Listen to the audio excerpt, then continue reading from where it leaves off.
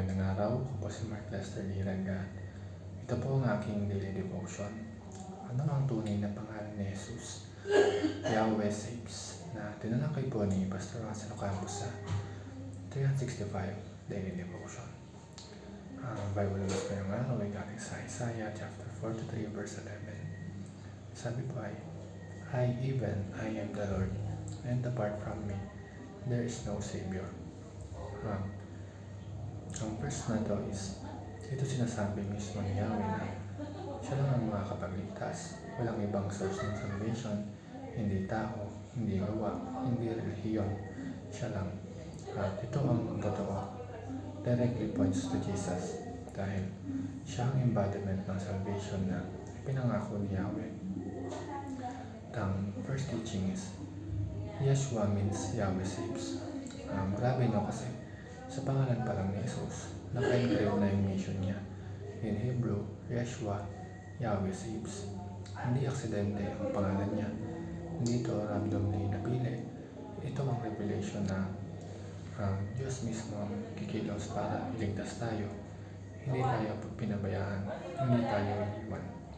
Kaya bawat pagbanggit natin ng Jesus, parang nating sinasabi, ang Diyos ang nagliligtas.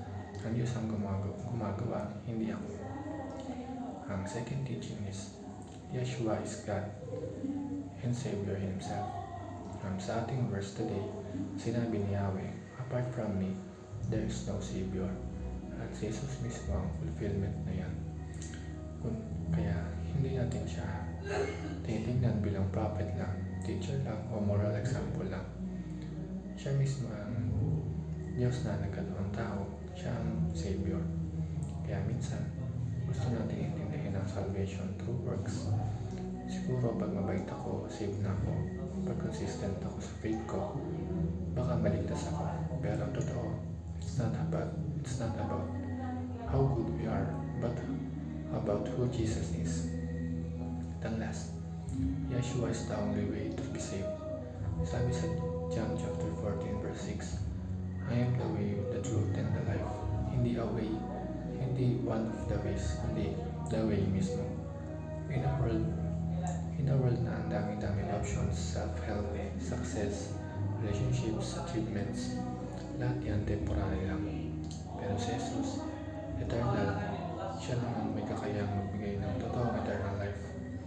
Kaya kung minsan, kung naliligaw ka, nawawala, feeling mo wala kang direction, bumalik ka sa pangalan niya, Yeshua, Yahweh saves.